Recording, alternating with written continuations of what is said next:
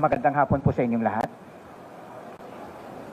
We, the Chairman and Commissioners of the Commission on Elections, sitting en banc as the National Board of Canvassers of the May 12, 2025 national and local elections, do hereby proclaim Maria Imelda Romualdez Marcos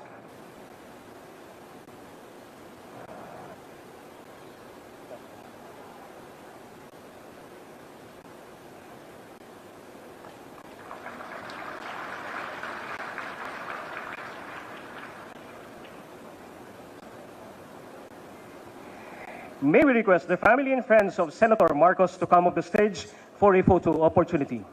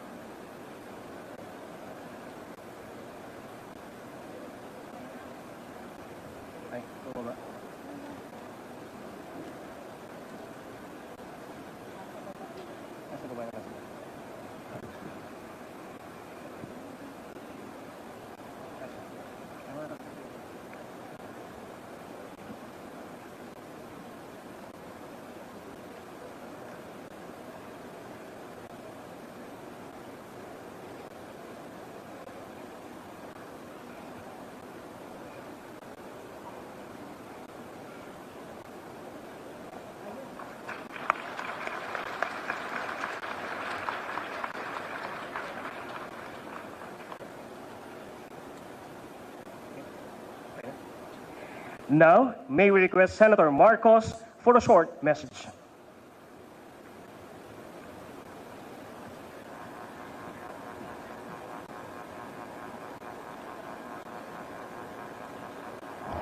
Sa mga ginagalang naming commissioner ng COMELEC, sa aking nanay na nasa siyam na 96 years old na, at kasama ng aking mga anak na kailanman hindi nagduda na ako'y mananalo. Kay Presidente Duterte, ang ating dating Pangulo, na Oktubre pa lamang, itinaas na ang aking kamay, at sa kanyang anak, na hanggang sa huling sandali, si VP Inday Sara ay ako'y kinakampanya. Sa inyong lahat, ang tagumpay na ito, kahit gaano kailap at kahirap, ay isang katibayan na kapag ikaw ay nanindigan para sa tama, mananalo ka. Hindi nagmaliw ang paniniwala ko sa dunong ng sambayanang Pilipino. Nadama at alam nila ang ibig sabihin ng sakripisyo at prinsipyo, at gagawaran nila ito ng suporta at pagmamahal. Mabuhay ang Pilipinas! Ikinararangal kong maging ika-12 sa listahan ang tumapos sa lahat na ito. Salamat sa inyong lahat. To hereby proclaim Manuel Mercado Lapid as Senator-elect to serve for a term of 6 years, Executive Director.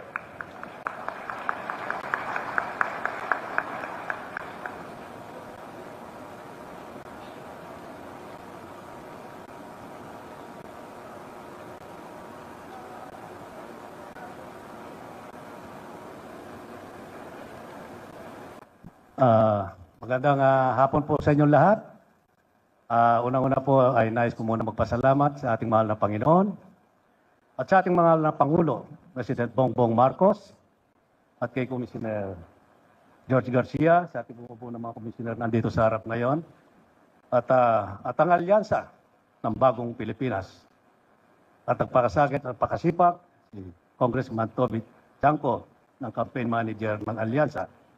At sa aking mga minamahal sa buhay, ang aking pamilya, at ang lahat ng lingkod lapid na nagpasakit at Senate team, at lahat ng tumulong at nagtiwala, sumuporta sa akin at lahat ng mamamayang Pilipino. Number 11 po ako, number 12. Nakakahinga na tayo. Nakahinga na rin po. Sa inyo po, at apat na term ko na po ito bilang senador, at gagawin ko po lahat ng aking magagawa At sisipagan pa natin, maghanap po tayo ng mga batas na para sa ating mga mamamayang Pilipinong mahihirap. Mabuhay po ang Pilipinas, mabuhay po ang lahat po ng mga Pilipino. Sa inyo po lahat, maraming salamat po. Sa lahat po ng nandito ngayong hapon, sa ating mga minamahal na kababayan, I stand here incredibly honored and humbled by this opportunity. I'm grateful to God that we had a peaceful elections with a very good result. And today, with all humility, tinatanggap ko po ang responsibilidad na ito at karangalan na ito. And I promise that I will work twice as hard, that I will stand twice as firm, and that I will serve with all my heart and exhibit leadership, because leadership is about showing up, standing up when it's easier to play it safe, and speaking out when it's more convenient to stay silent. I am overwhelmed by this moment because this journey hasn't been easy, and my heart is simply filled with love and gratitude. Again, I would like to thank God, everyone who supported and was part of my campaign, to everyone who pulled me through this, to my fellow candidates and my fellow senators.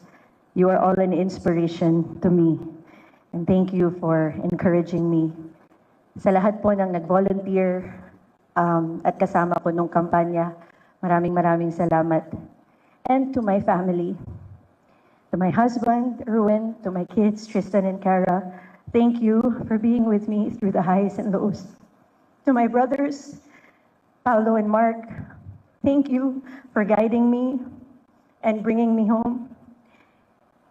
And above all, to my parents, to my mom, Senator Cynthia, and to my dad, Senator Manny Villar. Papa, I remember I told you when I was younger that it was my dream to be like you and to serve and to help as many people as I could. And thank you for helping me achieve my dreams and making my dreams come true. And higit sa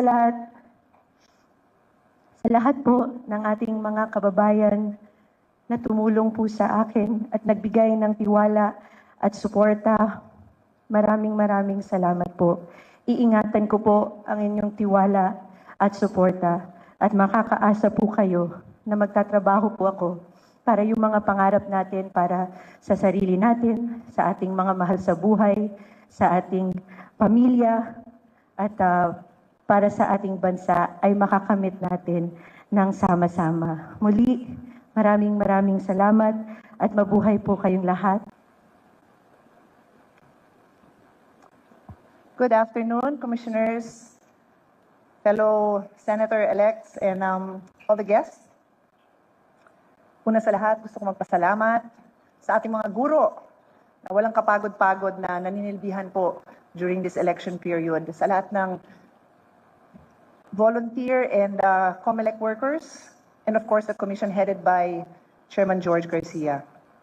Salamat sa mga supporters ko na for the fourth time hinalan niyo ako bilang senator, sa staff ko na walang kapaguran na tumutulong sa akin, and of course to my family, especially to my mom who's not here right now, but my mom, my brothers, my kids, and of course to God. Maiksing kwento po. 21 years ago, I was elected as the youngest ever female senator. And I entered the Senate with a good name, with a background in law, and a mom of two young girls. My two young girls are no longer little girls, and I now have another son. And I worked inspired by the legacy of my late father, Senator Rene Compañero Cayetano, and the public service of my brothers, Alan, Ren, and Lino.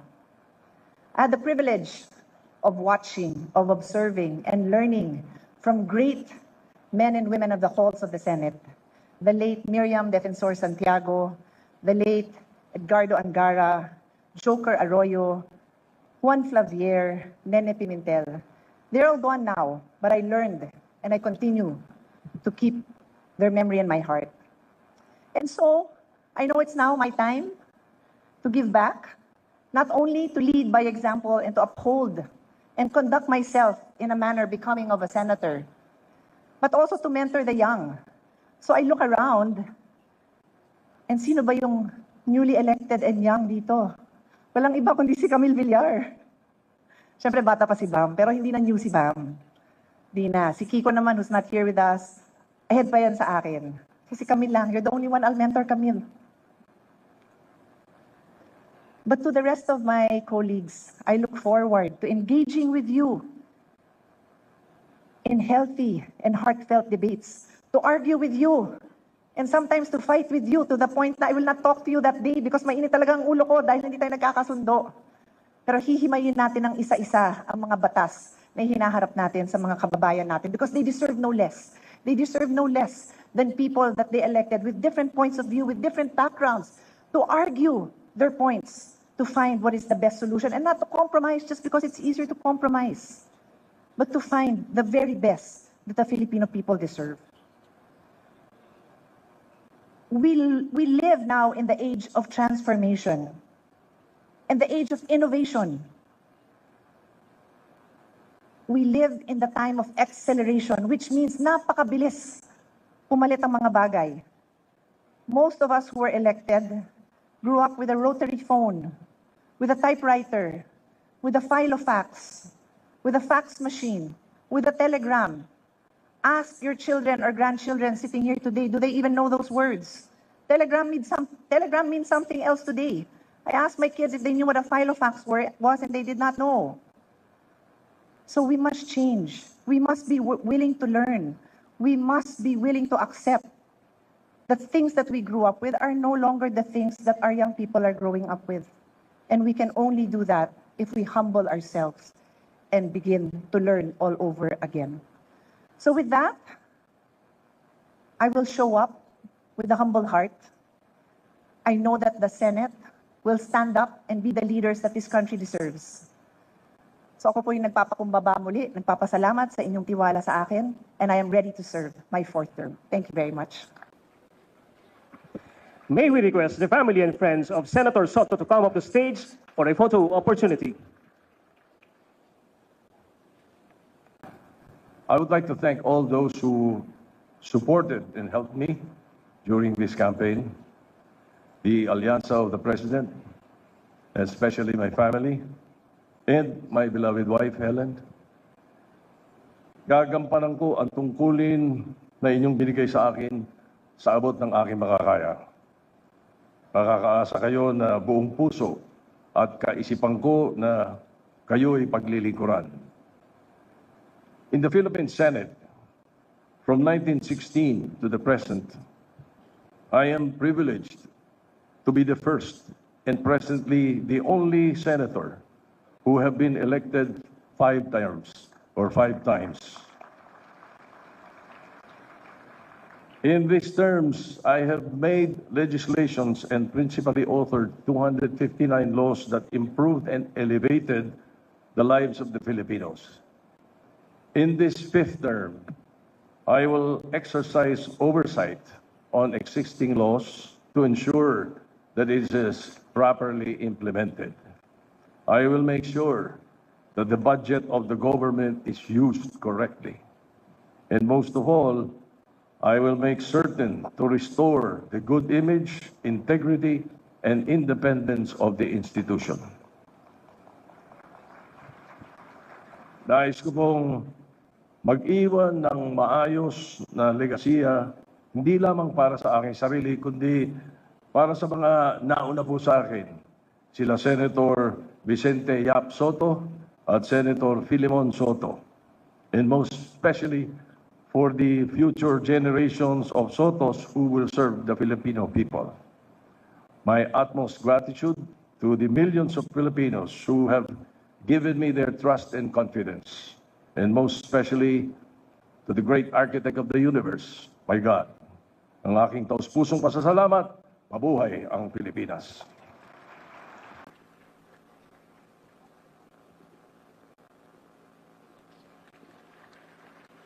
May we request the family and friends of Senator Lacson to come up the stage for a photo opportunity.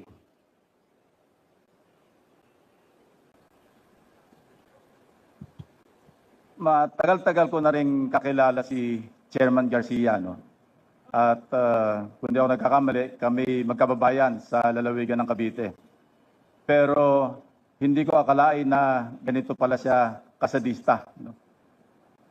90 days kaming nagkampanya, halos araw-araw na ginawa ng Diyos, speech kami ng speech. Nung makita ko yung programa, speech na naman, poproklama na kami, panalo na kami, speech na naman, Chairman.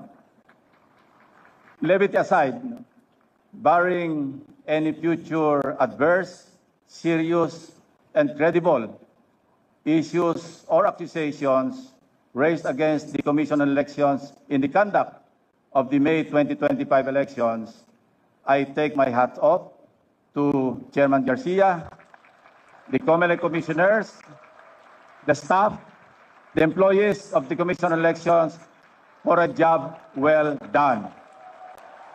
Natatandaan ko noong kami malilit pa, kami magkakapatid. Hindi ko makakalimutan yung paulit-ulit na binibilin sa akin or sa amin ng aking mahal na ina. Huwag kayong magnanakaw.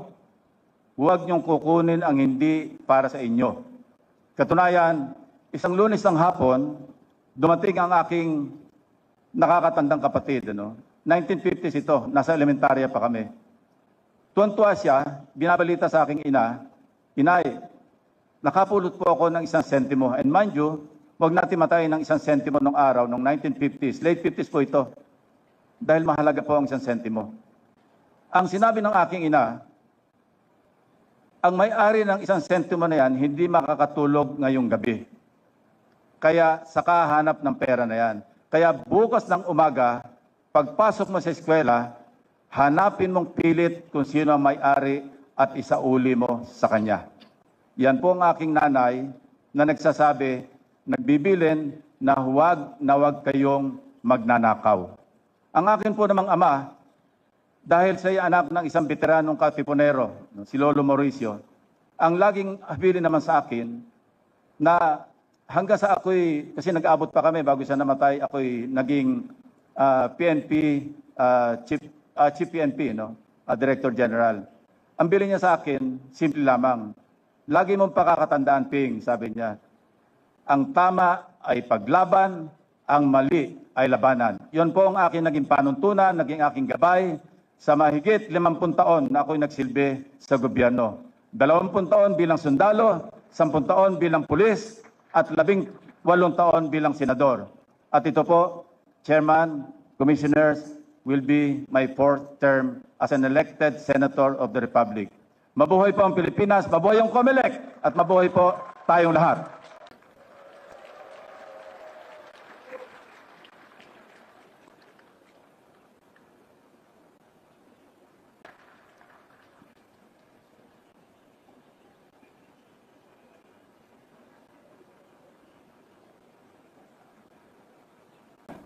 Mga minamahal kong mga kababayan, sa ngalan po ng aking pamilya,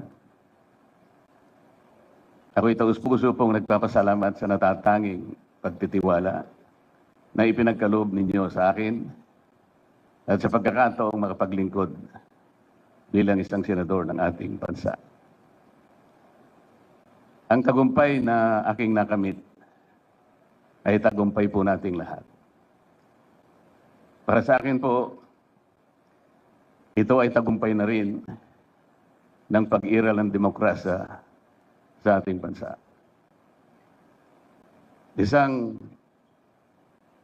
panibagong yugto na nangangailangan ng nagkakaisang pagkilos para sa kabutihan ng ating bansa. Ang pagtitiwalang ito ay hindi lamang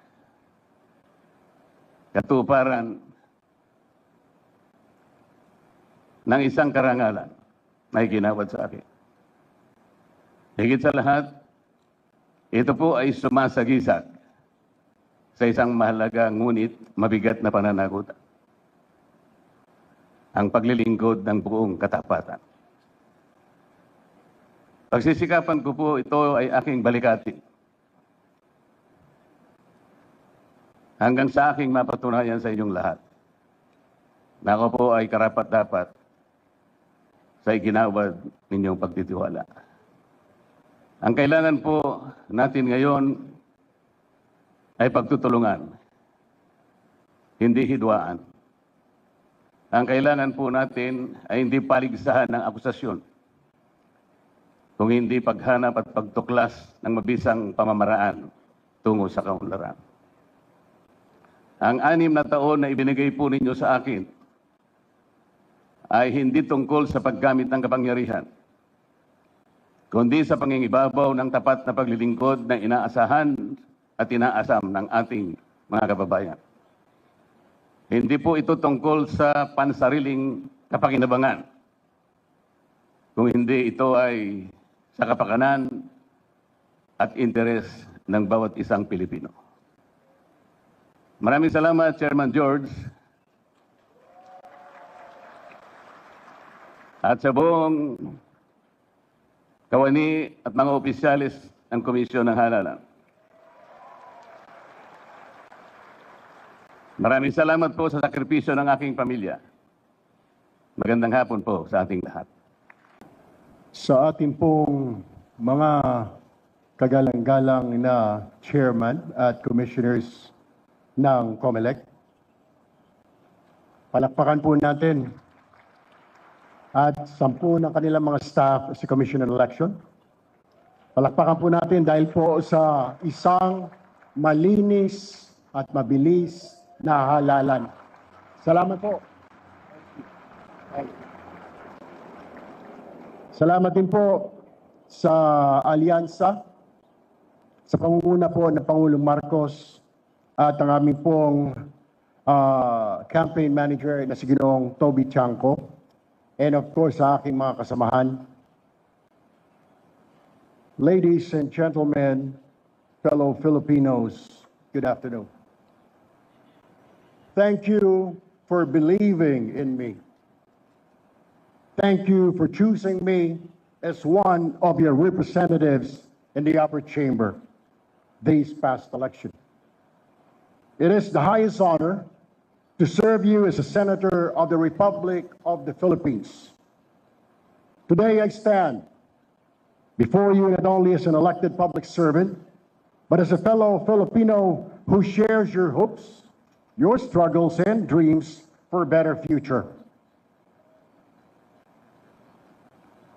In these trying times of economic hardships, social divisions, and heightened political differences, there is but one powerful force that can carry us forward, and that is national unity. Unity is not just a concept we talk about during elections. It is the foundation of a strong and resilient nation. It is what binds the rich and the poor, the young and the old, the people from Luzon, Visayas, and Mindanao. It is what enables progress, justice, and peace. Our diversity in culture, in beliefs, in language, it's not a weakness. It is our strength. But unity does not mean uniformity. It means finding common ground, listening to each other with respect, and working together despite our differences, with one common goal: to move forward together as one nation. If we fail to unite now, we may not be able to achieve what our leaders from the past to the present have been working on, to uplift the life of every Filipino. As your newly elected senator, I commit to being a bridge, not a barrier. I will work with leaders from all parties, listen to voices to all sectors or from all sectors, and prioritize laws and programs that will unite rather than further divide this nation. Thus, I ask my fellow senators, let us set aside our political differences for the sake of our nation and our people. And let us work together to resolve the problems before us. We are not enemies. We are Filipinos, no matter our political colors or beliefs. Let us move forward together. Let us rise above politics, above personal and political interests, and above hatred. Let us build a country where every Filipino feels seen, heard, and valued. United, there is nothing we cannot do. Mabuhay ang Pilipinas, mabuhay tayong lahat. Ladies and gentlemen, good afternoon. First of all, I would like to congratulate the COMELEC for a job well done. A very successful 2025 midterm elections. Pakiusap ko lang, Chairman George, na sana hindi na maulit yung natulog ako ng alauna ng gabi. 20 million na yung boto ko. Paggising ko sa umaga, naging 16 million. Sabi ko, ninakawan at ako ng 4 million votes . Pero you explained it properly, you explained it professionally, so maraming salamat for the clarification. I would also like to congratulate my Duterte PDP party mates for fighting a good fight. Marami akong natutunan sa inyo. Philip Salvador, Jimmy Bundok, JB Hinlo, Raul Lambino, Vic Rodriguez, Doc Marites Mata, and Pastor Apollo Kibuloy. Natutunan ko sa inyo na pwede pala tayong mahalin ng taong bayan kahit wala tayong daladalang ayuda. Thank you for giving me that lesson. And also, I would like to congratulate my guerrilla warfare campaign team. Nasama-sama ko palagi kahit saan ako nakakarating. Kahit na anong weather, andyan sila, hindi ako iniwan. Maraming salamat sa inyo. I would also like to thank yung more than 20.7 million Filipinos na patuloy naniniwala at sumusuporta sa akin. Alam ko po, yung botong binigay nyo sa akin, yun po ay protest vote sa kinahinatnan ng ating dating Pangulong Duterte. Kaya nasaan ka man ngayon, President Duterte, sir, I dedicate this victory to you. Maraming salamat po. At kay Vice President BP Sara, maraming salamat sa iyong patuloy na encouragement and motivation na binibigay sa amin. Thank you for the inspiration. At sa lahat ng Pilipino, ako po'y magsasabi na hindi ko po kayo bibiguin. Itaga nyo sa bato. Maraming salamat. Magandang hapon po sa ating lahat. Let me begin by thanking, of course, the Lord Almighty. Ito pong pagtakbo po natin ay isang pagtakbo ng tiwala sa Diyos at sa taong bayan. Unang-una po sa lahat. Pangalawa, nais ko pong pasalamatan ng aking magulang, si Paul at si Melanie na nandito. Marahil po alam ninyo na kahit po 80 na po sila, nakakampanya pa rin para po sa kanilang pinakabatang anak. Nais ko rin pong pasalamatan ng aking asawa, si Timmy, na marami pong naibigay sa kampanyang ito. Lahat na pwedeng ibigay, naibigay po niya.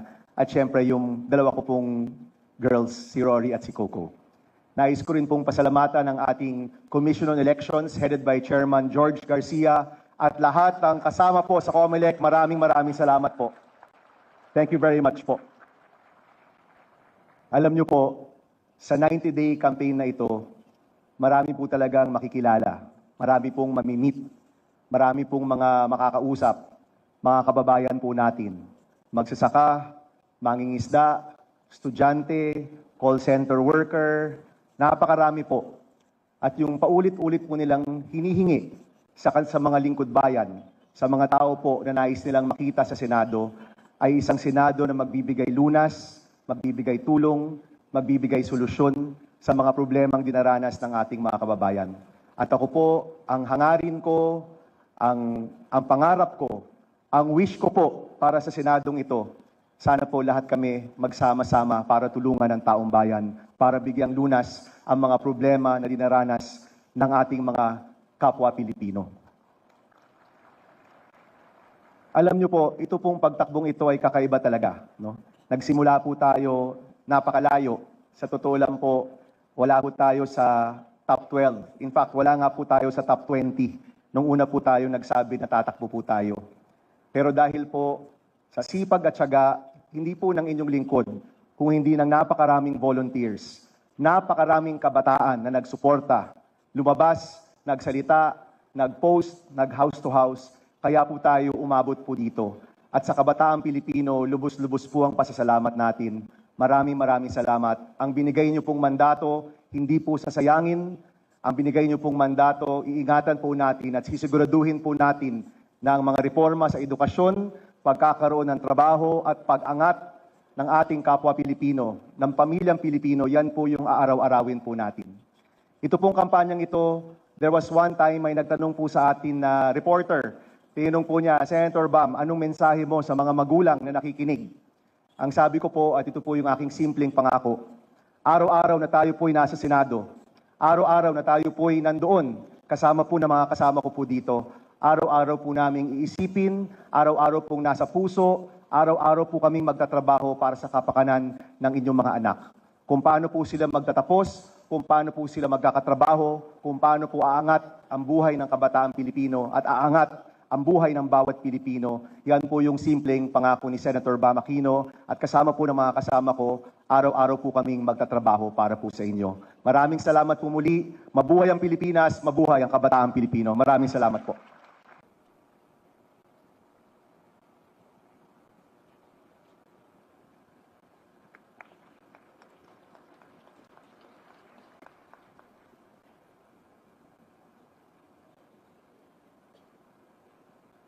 May we request the family and friends of Senator Go to come up the stage for a photo opportunity. Magandang araw po sa ating lahat, mga minamahal kong kababayang Pilipino. Maayong adlaw, assalamualaikum. Nagpapasalamat po ako sa Panginoong Diyos, kay Allah, sa buhay na ibinigay, sa mga gabay at sa pagkakataong ito na manilbihan muli sa kapwa ko Pilipino. Truly, God is good. God is fair. Pinagpapala po ang nagpapakumbaba. Taos-puso din ang aking pasasalamat sa buong sambayan ng Pilipino, mula Batanes, mula Apari, hanggang Hulo, hanggang Tawi-Tawi. Maraming salamat po sa inyong tiwala at suporta sa akin na isang probinsyano, isang Batanggenyong Bisaya na tubong Mindanao sa pagkakataong makapagserbisyo muli sa inyo. Hindi ko po sasayangin ang tiwalang ibinigay ninyo. Patuloy po akong magseserbisyo sa inyo sa abot ng aking makakaya dahil bisyo ko po ang magserbisyo sa kapwa ko Pilipino. Hindi rin matutumbasan ang aking pasasalamat kay dating Pangulong Rodrigo Duterte na naging mentor at inspirasyon ko sa pagseserbisyo sa loob ng mahigit 2 dekada. Huwag nating kalimutan ang kanyang mga sakripisyo para sa sambayanang Pilipino. Katulad ng pagsigurong ligtas na nakakalakad sa pag-uwi ang ating mga anak na hindi nababastos at hindi nasasaktan. Tinatandaan ko palagi ang sinasabi niya noon sa akin, just do what is right. Gawin lang ang tama at hindi ka magkakamali. Unahin ang interes ng bayan, unahin po ang interes ng bawat Pilipino. Maraming salamat din po sa ating Vice President Sara Duterte sa pag-endurso sa aming mga Duterte senatorial candidates. Salamat sa mga staff. Salamat rin po sa mga kapwa ko kandidato. Ipe Salvador. Lubos rin po ang aking pasasalamat sa mga bumubuo ng COMELEC sa pamumuno ni Chairman George Garcia at sa ating mga ginagalang na commissioners. Sa bawat empleyado ng COMELEC at lalo na sa mga guro na nagsakripisyo, yung iba po tinawid ang 7 oras para siguraduing maayos at matagumpay ang ating eleksyon. Maraming salamat po sa inyo lahat. Thank you very much, Senator Go. Di pa ako tapos. Sorry po. Nagpasalamat lang po ako sa inyo. Sorry po. And for my second term, with all sincerity, I will continue to push for pro-poor programs and laws, especially on health. Health is wealth. We must work together to bring quality medical services closer to our people, particularly the poor and indigent patients. Ang kalusugan ay katumbas ng buhay ng bawat Pilipino. With the help of my fellow legislators, we will also continue to help our future generations. The youth whose voices we heard last elections and who hold the promise of a brighter future for our country. Hence, we need to invest more in education, like expanding further the law promoting the universal access to tertiary education signed by former President Duterte, so that students will be able to choose more programs and avail of free education. As an advocate of sports, we should also further advance sports development in the country, especially in the grassroots, so that aspiring young athletes can be given the opportunity to improve their skills and hopefully, eventually, produce more Olympic medalists who will bring honor to our country. That is why I keep encouraging fellow Filipinos, especially the youth, to get into sports, stay away from drugs, to keep us healthy and fit. We will also push for legislations that, if enacted, will provide more opportunities in terms of job creation and livelihood support. Together, we must pursue and strengthen food security in order to ensure that there is food on the table of our people. Importante po sa akin ang laman ng tiyan ng mga kababayan natin, lalong-lalo na po yung mga mahirap. We must continue our fight against criminality, illegal drugs, and corruption for a more peaceful and orderly society. Hindi po ako politiko na mangangako. Gagawin ko lang po ang aking trabaho para sa Pilipino. The measure of the success of a society is the way it treats and takes care of its own people. As such, starting today, let us now buckle down to work. Magtrabaho na po tayo. Hindi ko po matiis na nakaupo lamang sa opisina habang marami sa ating mga kababayan ang patuloy na naghihirap. Hindi lang naman legislation ang trabaho ng isang senador. Kasama din dito ang mandato, ang oversight para masigurong tama ang ginagawa ng mga ahensya ng gobyerno, representation para makinig sa inyong mga hinaing at maging boses niyo sa Senado, constituency, kayo yun bilang aming pinagsisilbihan. With all humility, I wish to be remembered not just as a senator, but as a public servant who puts first the welfare of our people at all times, particularly the poor and the less fortunate in life. Patuloy po ako magsiservisyo sa inyo sa abot ng aking makakaya. Sipag, pagmamalasakit at more serbisyo po ang pwede kong ialay sa ating mga kababayang Pilipino. Minsan lang po tayo dadaan sa mundong ito. Kung ano pong kabutihan o tulong na pwede po natin gawin sa ating kapwa, ay gawin na po natin ngayon dahil hindi na tayo babalik sa mundong ito. Ako po ang inyong Senator Kuya Bongo, patuloy na magsiservisyo sa inyo lahat. Dahil ako po'y naniniwala na ang serbisyo po sa tao ay serbisyo po yan sa Diyos. Maraming salamat po sa inyong tiwala at suporta. Mabuhay ang Pilipinas. Mabuhay ang mga Pilipino. To you, the newly elected senators of the 20th Congress of the Republic of the Philippines.